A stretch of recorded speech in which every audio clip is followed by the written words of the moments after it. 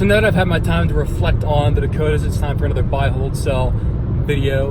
The regions I'm choosing are somewhat arbitrary. I mean, the Dakotas are part of the Central Plains region, I guess, but obviously I didn't get to all of that, so I'm just going to do the Dakotas separately. So once again, I'll start with buy, and the first one is Teddy Roosevelt National Park. Really, it wasn't on my radar going into the trip, but I'm really glad I stopped there. It has the north unit and a south unit. I'm just going to explore both, and both are a little bit different, but I really enjoyed it because I thought it was beautiful and they had great hikes, but at the same time it wasn't that crowded, unlike the Badlands, which is in South Dakota, which I felt like was packed, and there was a ton of people just kind of driving through the Badlands loop and just taking pictures, and that's about it. I felt like in Teddy Roosevelt National Park people were actually getting out into it, enjoying it, and it wasn't as packed. Yeah, like I said, both really different. I think the north unit was prettier.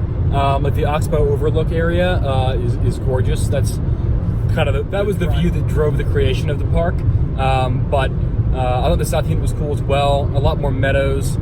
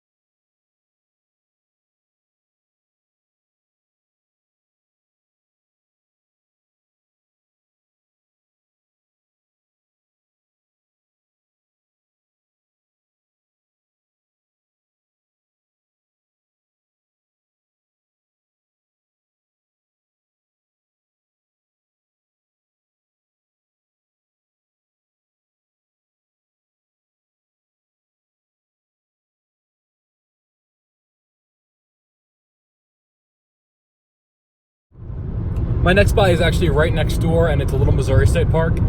This is right near the north unit of Teddy Roosevelt National Park. I camped there for a night. Once again, like a place I just kind of stumbled upon. But it's a piece of the North Dakota Badlands that I think is really cool, and I think the fact that there's some development around it, in particular like oil wells around it, kind of adds to the character of it. And I thought it made it really cool. The campground I stayed at had corrals, and so there was most of the campers, in fact, pretty much all the other campers had RVs and several horses, and they would, sleep there for the night and then ride their horses out in the Badlands during the day.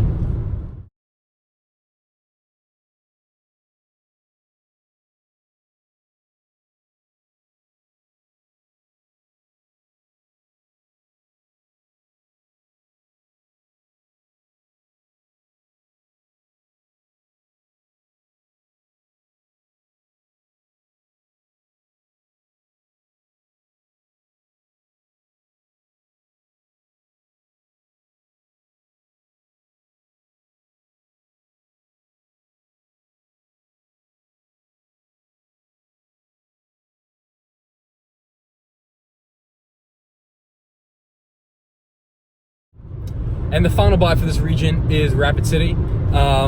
This is in South Dakota, the biggest city on the west side of South Dakota. Sioux Falls in the east is a little bit bigger. But yeah, I thought Rapid City was really cool. I stopped there and hung out at a brewery, and then went to this thing called the Prairie's Edge, which is this store that had really cool local, particularly Native American art. Definitely more developed and had a much nicer downtown area than anywhere else I had seen in out of the Dakotas.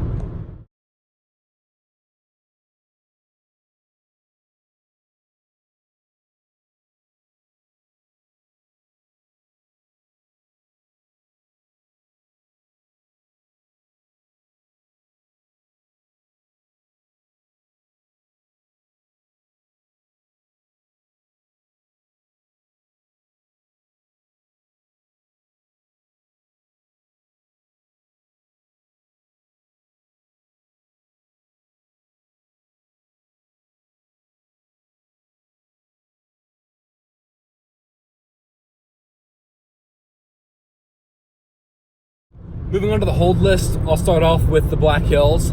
There are definitely really cool areas in the Black Hills. I liked, my hike up Crow Peak Trail, but the Black Hills don't really have any particular destination. I mean, they are a national forest, not a national park or monument. So it's hard to take it all in one trip. I think they were really pretty. I didn't think that any particular spot was stunning, and I didn't love a lot of the surrounding towns and local areas.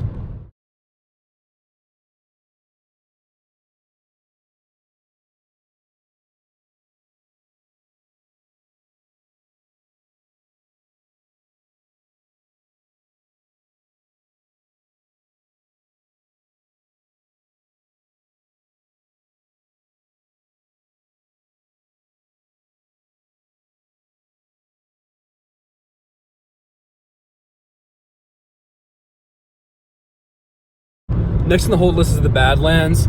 I was a little disappointed by this because I had higher expectations. I think my biggest complaint is just that, I mean, the Badlands lip sync byway is great in that it goes right to the park and provides great views. But the problem with that is that it incentivizes people to just drive through, take some pictures, and spend a couple hours in the park and then get out.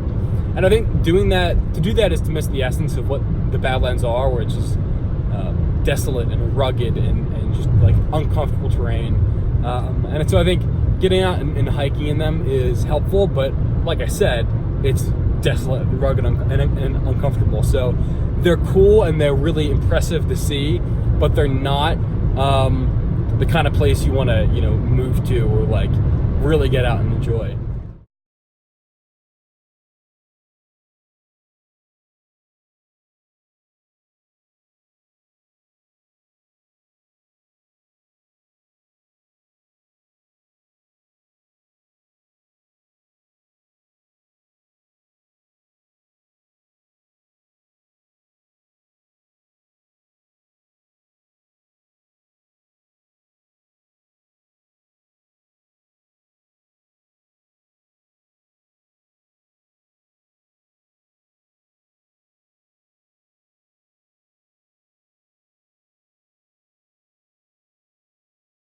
The next hold is Mount Rushmore. Simultaneously impressive and unremarkable. I mean, you kind of just get out, look at it, and then turn around and leave.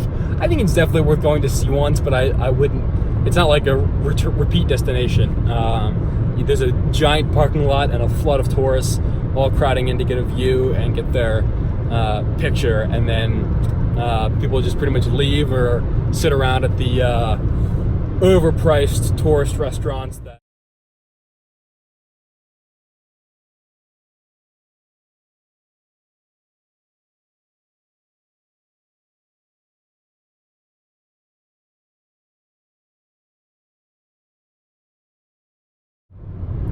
Deadwood is also going to make it on the hold list. It's actually one of the few small towns in North or South Dakota that is going to make it on the hold list.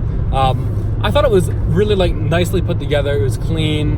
There were some really nice restaurants, and yeah, it was like a little bit cheeky. And they have like the gambling and like all the Wild Bill Hickok tributes because it was buried there. But it wasn't overwhelming, and I thought it had some genuinely nice areas.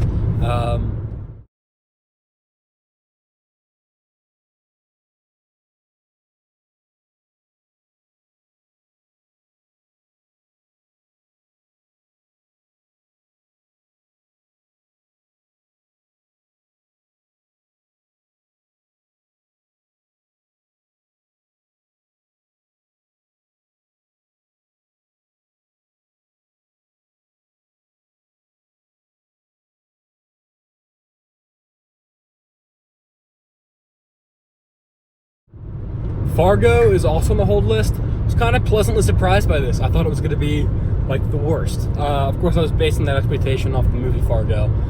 But yeah, I was pleasantly surprised to see that it was actually like a real town. I mean, like there were working people there in suits, for example, and it wasn't just like a small little industry-specific town, like a mining town or a lumber town or oil town or something like that. There were like real professionals there, and had some nice bars and nice restaurants and a cute downtown, and there's construction going on. The population's actually growing. All that stuff surprised me. Maybe that was an unfair expectation going into it, but yeah, I thought it was definitely better than I thought it would be.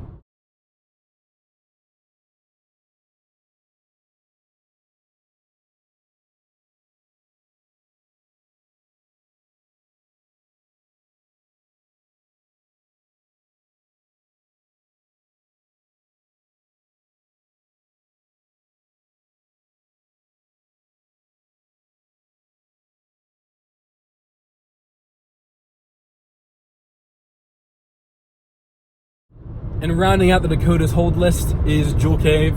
Actually pretty cool as far as caves go. One of like the third biggest in the world, and a ton of it's unexplored. That said, I think caves are kind of weird, and you have to go on tours with a ranger and with a crowd of 24 people. That makes it less enjoyable. I also find it kind of eerie, but maybe that's just me. Maybe people really enjoy it. I don't think any of it's that beautiful. Like, I think some of the formations within the cave are interesting, but they're not like something to look at for a while.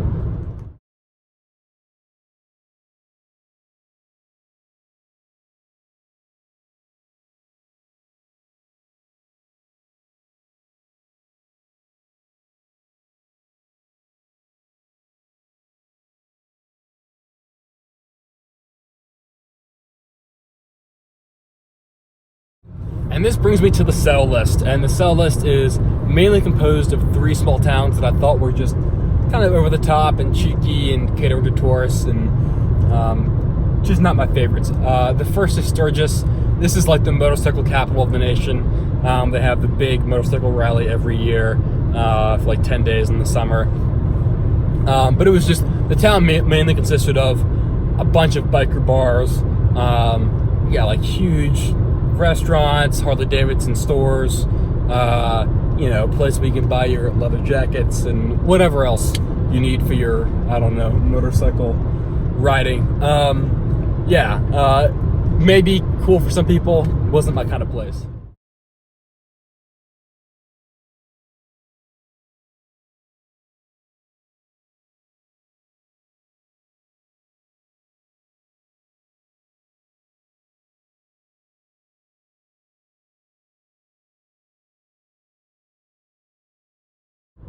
Next is Medora in North Dakota. I think it was really just way overdone. It was a very much contrived aesthetic, like trying to be an old cowboy town, with saloons and the old courthouse and that kind of stuff. That said, it was actually nice. It had cool areas, and this Medora musical that, like everything else, was overdone, but genuinely probably an interesting show. I guess it's all to say, it was cheeky, but it wasn't cheap.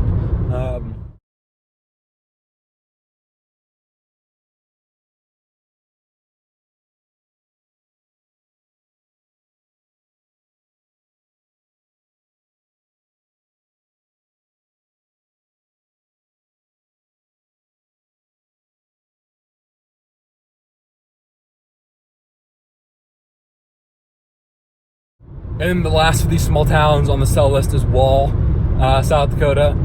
Honestly, it's dominated by this thing called the Wall Drug, which is like a drugstore, which has like the 5-cent coffee and really cheap, tacky souvenirs and tchotchkes for sale, and it plays like Marty Robbins music and has this different cowboy stuff. So definitely a tourist trap. Honestly, it wasn't all that. It was kind of entertaining to go through, but not like a place that would be high on my list of priorities for visiting the area.